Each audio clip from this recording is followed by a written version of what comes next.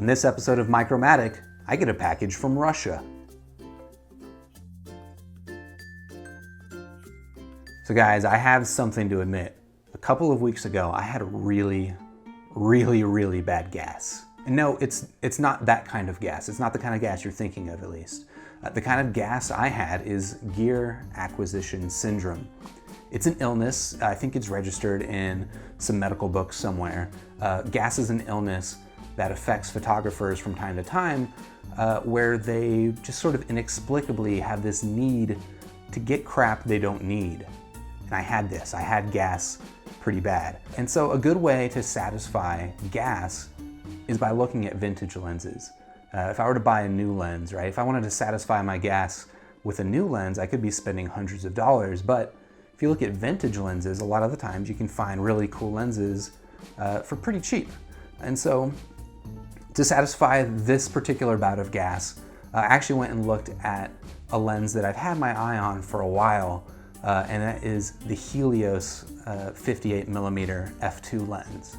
So now this Helios lens is a Russian-made lens, actually before Russia. It's a USSR lens. Maybe that's not before Russia. It's before Russia, but it's after Russia, but before Russia. This lens was made in the USSR, and why I had my eye on it before is because of all the vintage lenses I've seen. The Helios lens actually has a really cool character to it.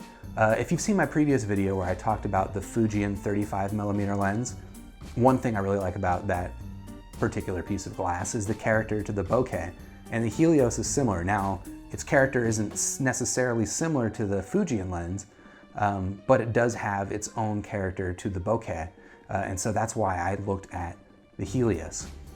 So now I went onto eBay and I started searching for Helios 58mm f2 lenses, right?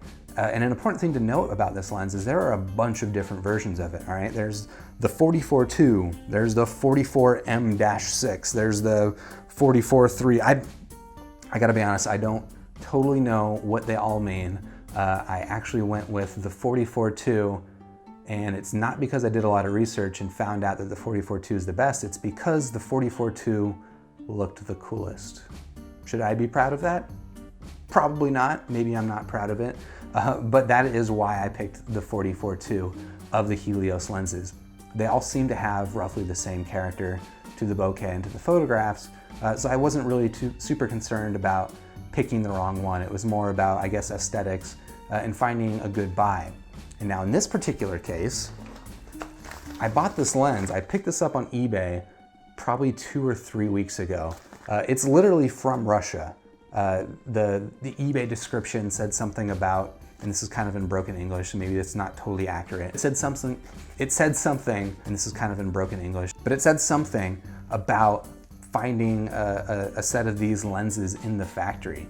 And so my guess is that this lens that I'm about to open up, and I haven't opened it up yet, my guess is that this lens is almost new, right? Obviously it's not in a box, it's not a brand new lens, but my expectation is that it should be in pretty close to mint condition. And now, I mean, if it has literally sat around in a factory for, I don't know, 20, 30, 40 years, I'm not sure how old this lens is, I'm not gonna expect, obviously, perfect condition, but it is kind of cool to know that I'm about to open up a lens that probably hasn't really been used before. And so now, like I told you, it's taken about 2 to 3 weeks for this lens to arrive, as it was mailed from Russia, you know, sitting there just anxiously watching the tracking history as it shows up in some Russian post office or whatever, and then it leaves there, and then like a week later, it finally shows up in, I think, New York, and so I tracked the package.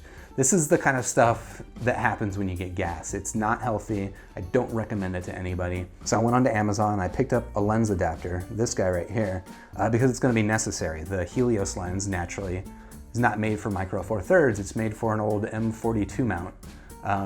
And so this adapter will let me screw the Helios lens into the adapter, and then this back right here is gonna fit right into my micro four thirds cameras, and it's going to give me an old piece of glass on my new modern digital camera, and I find that really cool. So obviously while I was waiting, I bought this, and I also Picked up a little pinch lens cap with the anticipation that maybe this isn't going to come with a lens cap, or if it does come with a lens cap, it might be the kind of lens cap I don't really like, a push-on lens cap. So this is the kind of crap you get with gas. Again, I'm sorry, but you are going to watch me open this up live. This is my live reaction. This is legitimate. This is real. All right. Let's see. There's a top. There are arrows pointing to the top. I can't read those. Can you read that? I am going to rip it open. This seems fairly well packaged. It's just wrapped in bubble tape, thrown in here. And oh my goodness, I might need scissors for this. I didn't anticipate needing scissors. Hold up a sec. Through the magic of TV, the magic of YouTube, I've got a pair of scissors. Let me try and open this thing up. It's very exciting. And obviously with a pair of scissors, I want to be sure not to damage anything. So I'm going to make a minimal incision. I am not a surgeon, but I play one on TV. That's not true. It's a lot of bubble wrap, guys. I don't know if I can do it. I might need some help. There are some markings on the outside of this packaging. It says 44.2, and then a couple of characters that I can't make out. 44.2, again, being the model of this particular Helios lens. And wow, this is actually smaller than I thought it might be. Like I mentioned, this is a 58mm lens with an f2 aperture. And so on my micro four thirds camera, that's going to give me a fairly long quasi telephoto reach, right? I think if you watch my review of the Olympus 45mm lens, that'll give you a decent idea of the reach that this 58mm will give me. This will actually give me a little bit more reach than that. So let me see, let me inspect this lens. Ooh, this is a very pretty lens, I gotta be honest. And let's see, it feels a little loose. There's maybe a little bit of wear up here, but this is in surprisingly good condition. The glass is nice and smooth. I'm not seeing any cracks. If I'm looking through it here, this is what you want to do. You want to look crazy as you play with your lens. If I look through here, I'm seeing a little bit of dust, but importantly, I do not see any fungus, and that's great. Vintage lenses, this is a thing you have to be concerned about when you're buying vintage lenses, is a lot of them will have fungus on the inside of it, and the way that it shows up is if you look on the glass, you'll see kind of like spider webby, like organic material growing on it, and that's a fungus. You can still take photos with a lens that's got fungus on it, but you might see it showing up in your photos. It might show up as a pattern. Yeah, wow, this is interesting, is that the aperture ring on this is totally smooth. I'm not sure I'm a big fan of that. I mean, I'll get used to it. And frankly, I'll probably just leave it wide open all the time, because I got this lens for its bokeh characteristics, and wide open is where I'm going to get the most bokeh. But yeah, it's perfectly smooth and very little resistance. It's going to be hard to set it at a certain point and not have it get offset.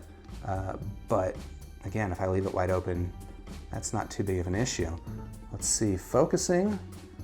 Again, focusing is very, very smooth, very easy. Maybe too easy for my liking, just kind of a little loose, but it's not bad. I think it'll do the trick. So now, like I mentioned, I had to buy an adapter for this lens, and so this is going to be the first time that I screwed in this adapter. If you haven't played with adapted lenses in the past or before this, it's not a scary thing. It's really easy. This is the adapter. It's a metal ring. Cost me about 15 bucks. I'm going to screw it into the back of this lens. It's screwed in, and now this should fit into my micro four thirds cameras. And now, to be clear, that's actually added a surprising amount of length to this lens. But now that I've got the adapter on there, I can try and fit it to my micro four thirds camera. I've got one of them handy. Now this is what a Helios 44.2 looks like when attached to my Olympus EPM2. It's, you know, it's fairly large if you compare it to the size of the camera body, but I gotta be honest, it's pretty attractive. I think it looks cool. I think maybe playing into that a little bit is the fact that I know this is Russian glass, and I don't know, that makes it a little bit cooler than maybe it might be. So now as I play around with this a little bit here, it feels like the focus is kind of loose and sloppy. I hope that doesn't turn out to be a problem. But here I am, you know, looking at the picture through the back of it, and it looks pretty sharp. I'm pointing at a television here, so obviously I'm not getting an interesting photograph. I'm gonna have to wait until this weekend to come out with it. But hopefully this weekend I have time to go out and take some photos, and I'll edit them into the end of this video. If there aren't any video or any photos at the end of this video, it's probably because it was raining all weekend, and I'm really sorry. But I live in California, we could use the rain.